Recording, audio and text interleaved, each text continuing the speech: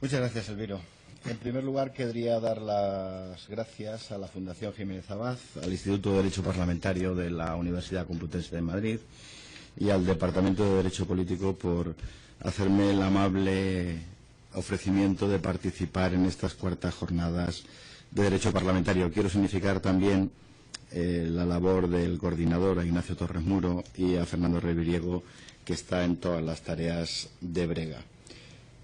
Vengo a hablar esta tarde, en esta hora un poco intempestiva, sobre la Junta de Portavoces, y cuando me llamó Ignacio Torres para participar en ella y me puse a trabajar y a desempolvar mi tesis, mi monografía, tuve la sensación de haber trabajado en ella durante 4 o 5 años.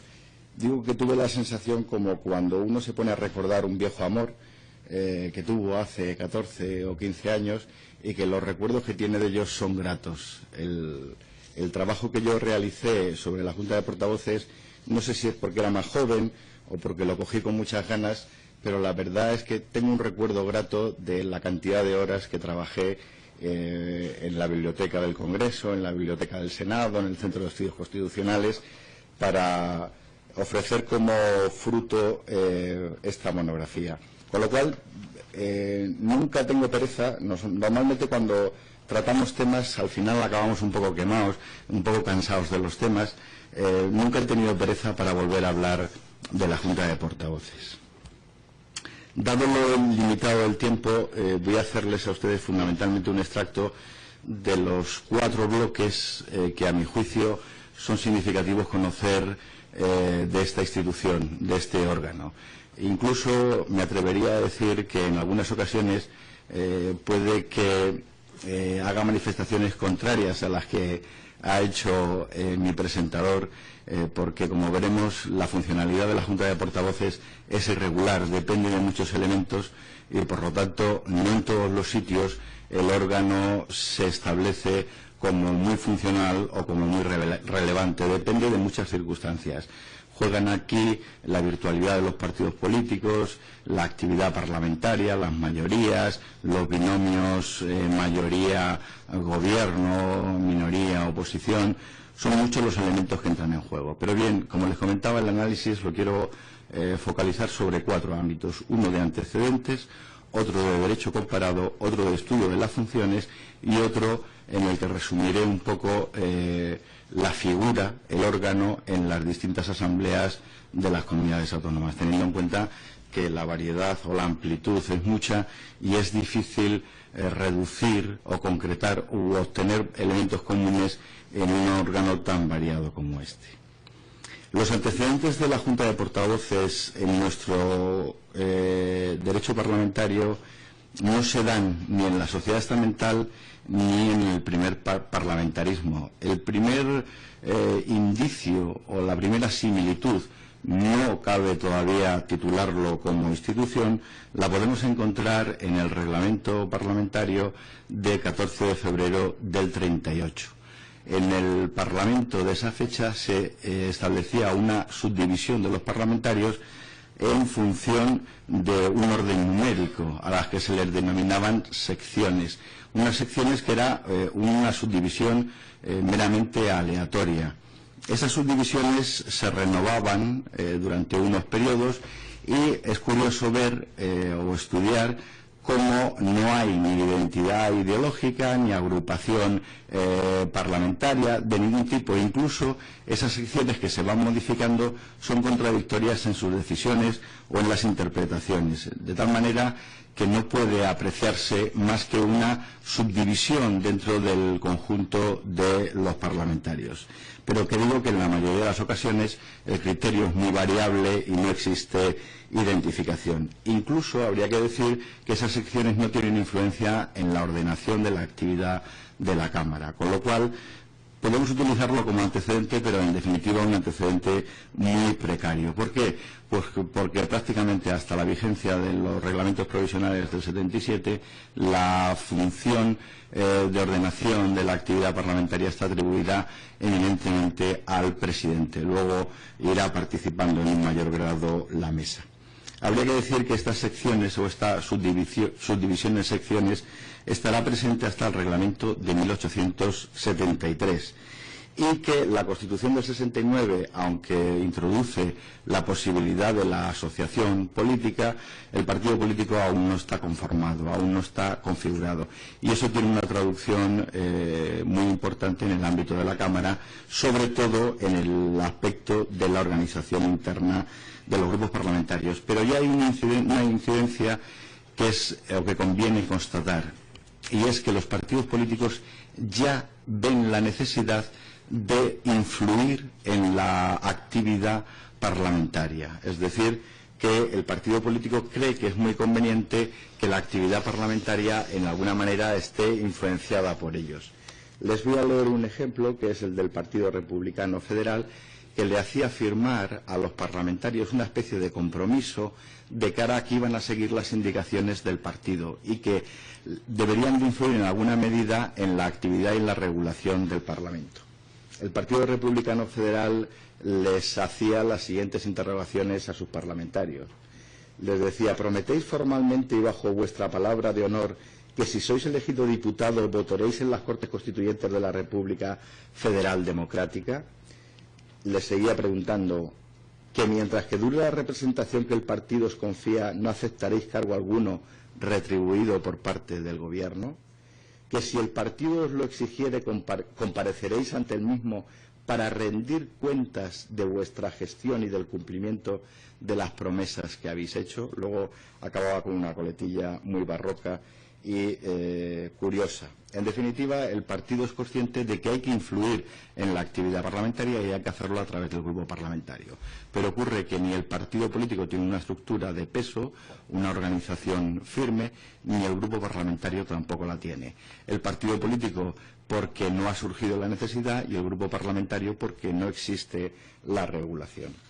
Incluso en esta fecha se produce lo que pudiéramos entender una retroacción en el tiempo. El reglamento de 1876, que se establece como nuevo, lo que hace es recoger el contenido del reglamento de 1847, con lo cual no es que se avance en 40 y tantos años, sino que la regulación se retrotrae a 40 años atrás. En definitiva, hasta la vigencia de la Constitución del 31 no puede hablarse propiamente de una regulación del grupo parlamentario, aunque sí ya existen los partidos de masa y los partidos fuera del ámbito parlamentario tienen cierta o una considerable estructuración y organización. La primera regulación que se realiza o de reconocimiento de los partidos políticos ligada a los grupos parlamentarios es la que hace el artículo 62 de la Constitución del 31. Lo hace de forma tangencial cuando regula la Diputación Permanente, en la que dice que estarán representadas las distintas fracciones políticas en proporción a su fuerza numérica. En definitiva, como veis, hemos ido pasando o hemos ido hablando de secciones, de fracciones, y ya hablamos de grupos parlamentarios. En definitiva, hasta los reglamentos del 31 y del 34, de 1931 y 1934, no puede hablarse propiamente de grupos parlamentarios y no puede hablarse tampoco de reconocimiento formal de los partidos políticos.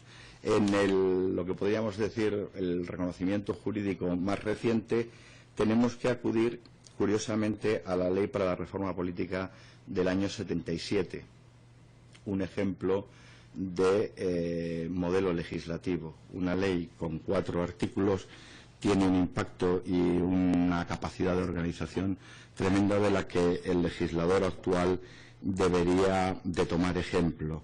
La disposición transitoria tercera establecía que estaban vigentes los reglamentos de las Cortes Orgánicas del régimen de Franco, salvo que se dispusiera lo contrario o que se regulase algo de forma específica. Así se hizo, se reguló por parte o mediante una resolución del presidente de la Cámara de fecha 15 de junio del año 77. Mediante esta resolución, en su artículo 21, se crea prácticamente los mismos términos que regula ahora el artículo 34 del reglamento del Congreso, lo que es hoy, o conocemos hoy, por la institución de la Junta de Portavoces.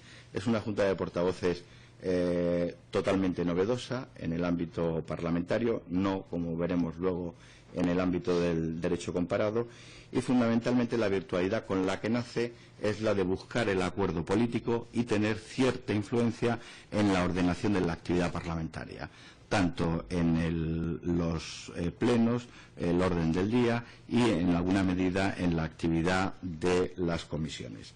Fundamentalmente la virtualidad, como veremos luego, de la Junta de Portavoces en estos primeros periodos constitucionales va a ser la de facilitar el acuerdo político, más que el peso específico que va a tener en el ámbito de la ordenación de la actividad parlamentaria, va a ser el elemento de conexión, de negociación política, de acuerdo de la actividad parlamentaria. Como hemos dicho, en nuestro constitucionalismo surge la Junta de Portavoces en 1977. Sin embargo, en otros ordenamientos jurídicos existía la institución bien con distinta denominación, bien con distintas funciones. Uno de los sistemas parlamentarios que reconoce la figura es Alemania, que ya en 1860 existía el denominado Seniorekommen, es decir, una especie de asamblea que regula y distribuye las funciones y los asuntos de debate dentro de la Cámara. Esta figura es sustituida después de 1922 por la figura existente en la actualidad del Altensternrat, lo que podríamos traducir por un Consejo de Ancianos, con una conformación muy similar a la Junta de Portavoces, en la que participa el presidente de la Cámara, el vicepresidente, y está formada por 23 miembros, cada uno de los cuales es representante de los distintos grupos políticos. También participa un miembro del Gobierno y está asistido de letrados de la Cámara. En Francia surge también la institución de forma muy temprana, en 1911, se le denomina Conferencia de Presidentes. La conformación es prácticamente similar, si bien plantea algunas singularidades. El orden, tanto en la Asamblea Nacional Francesa, hay dos tipos de órdenes del día. Hay un orden que pudiéramos denominar ordinario o habitual, y hay un orden del día extraordinario. Pues bien, en el orden del día ordinario no suele intervenir la Conferencia de Presidentes y sí lo hace en el complementario. Habría que decir que en Francia la funcionalidad de la Junta de la Conferencia de Presidentes es bastante escasa. Como veremos, a lo largo de los distintos sistemas parlamentarios, incluso cuando analicemos la institución en las asambleas legislativas de las comunidades autónomas, veremos que a igual conformación jurídica, a igual regulación parlamentaria, la funcionalidad varía mucho. Haremos referencia fundamentalmente a cuáles son esos elementos de variación.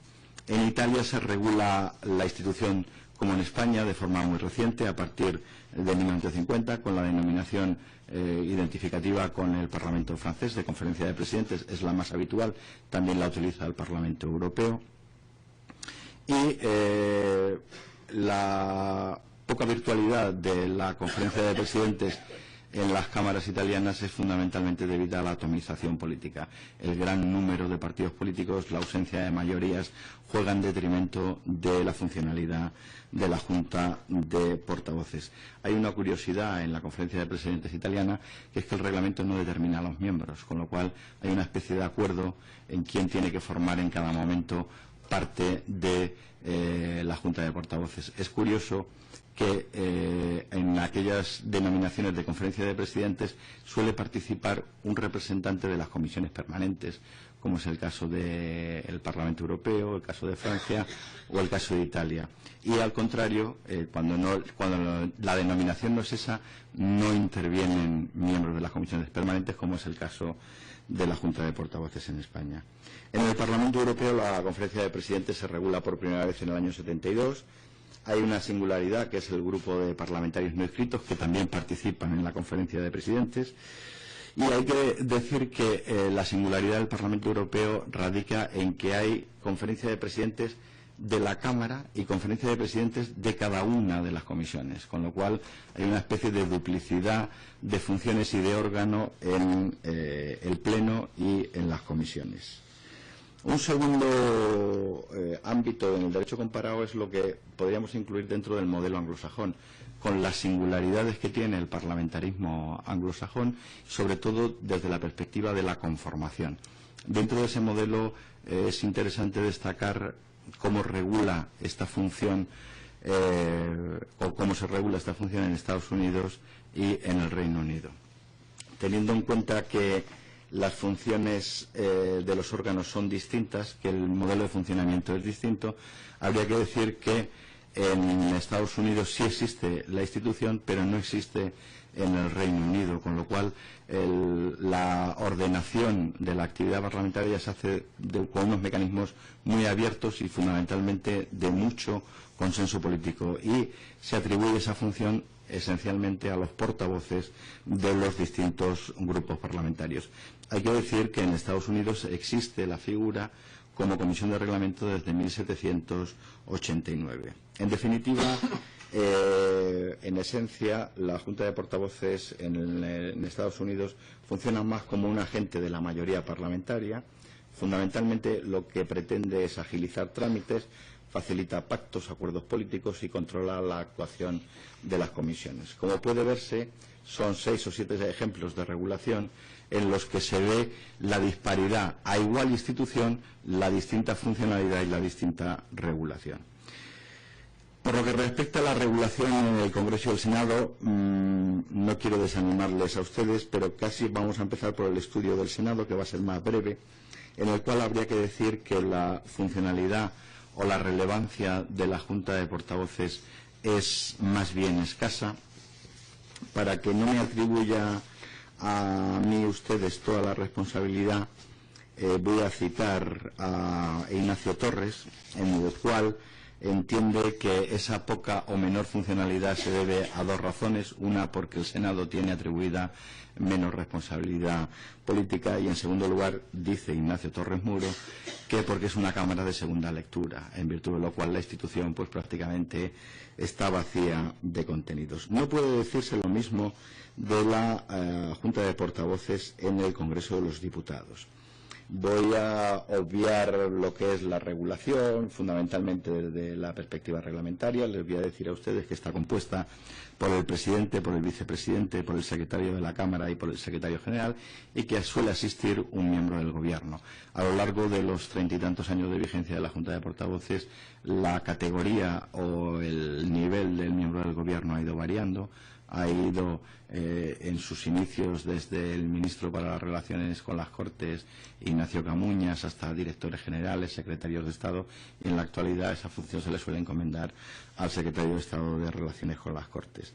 Habría que decir que la Junta de Portavoces, el núcleo troncal, está formado por los representantes de los grupos parlamentarios, por el portavoz del grupo parlamentario, que el portavoz del grupo parlamentario es una especie de catalizador de pretensiones, sobre todo en los parlamentos, en los grupos parlamentarios mayoritarios, y que tiene una función que no es envidiable por ningún otro cargo, porque la presión a la que está sometido, el constante bombardeo de pretensiones, de intenciones, hace que la dinámica en muchas ocasiones sea perversa. Incluso es muy frecuente suspender votaciones de la Junta de Portavoces, esperar a que el miembro, el portavoz, salga, telefonee, hable, acuerde,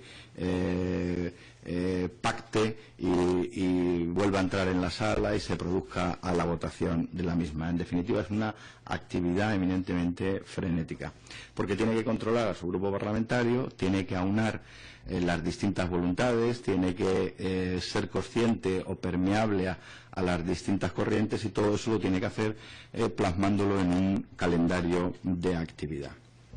Habría que decir que fundamentalmente se podrían estructurar las funciones de la Junta de Portavoces en 3 ámbitos a los que ha hecho referencia Elviro: programación, ordenación de los trabajos y de carácter normativo, y que esas 3 funciones esenciales están matizadas, o yo lo establezco así en el cuadro de funciones, como funciones vinculantes, funciones no vinculantes, a iniciativa o propuesta de la Junta de Portavoces, o de las que se da cuenta la Junta de Portavoces. Habría que decir que fundamentalmente, y resumiendo, la actividad esencial de la Junta de Portavoces se centra en colaborar con el establecimiento del orden del día de las cámaras. Habría que decir que, no lo he comentado, pero en algunas instituciones de derecho comparado intervienen también en el orden de trabajo de las comisiones. No es el caso del Congreso. En cuanto al Senado, como hemos dicho, como hemos apuntado, la funcionalidad es más tenue. Habría que decir que es muy poco relevante la función que realiza la Junta de Portavoces en el Senado. Habría que decir que normalmente la Junta de Portavoces ha tenido una mayor virtualidad, una mayor importancia, cuando no ha habido grandes mayorías en la Cámara. De tal manera que la necesidad de acuerdo, la necesidad de pacto político, en muchas ocasiones se le sustraía al Pleno y se le atribuía a la Junta de Portavoces. De tal manera que el acuerdo político ya estaba hecho, se había realizado en la Junta de Portavoces y el Pleno era un megáfono o un altavoz de la actividad que se había realizado en la Junta de Portavoces. Cuando la composición de la Cámara es de mayorías significativas o incluso de mayorías absolutas, habría que decir que la funcionalidad de la Junta de Portavoces se diluye, desaparece. Otro elemento importante dentro del ámbito de la Junta de Portavoces es su mecanismo de votación, que es singular en el ámbito de las instituciones tanto constitucionales como parlamentarias.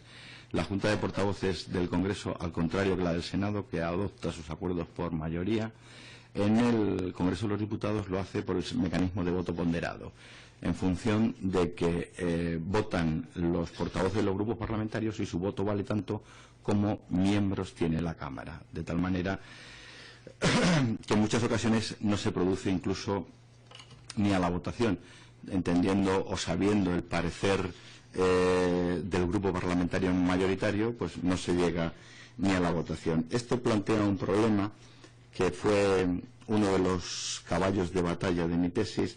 ¿Cuál es la contradicción? El voto ponderado está establecido en el artículo 39.4 del reglamento. Es la contradicción con el artículo 79.3 de nuestra Constitución, que les recuerdo a ustedes que establece que el voto de los senadores y diputados es indelegable. Es decir, hasta qué punto es constitucional el voto ponderado en la Junta de Portavoces. Ese es un buen tema de debate o para la reflexión. Con objeto de ir terminando, vamos a hacer un repaso de la regulación de la Junta de Portavoces en las distintas asambleas legislativas de las comunidades autónomas.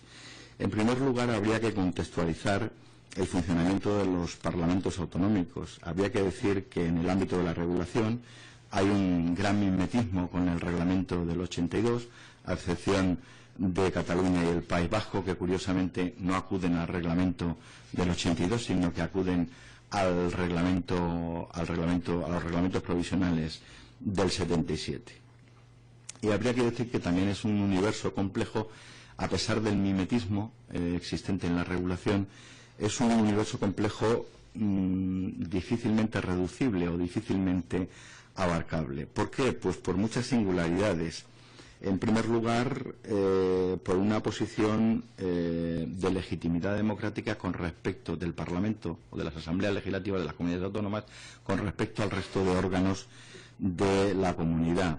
Una base electoral muy reducida, que lo que hace fundamentalmente es potenciar la representatividad parlamentaria.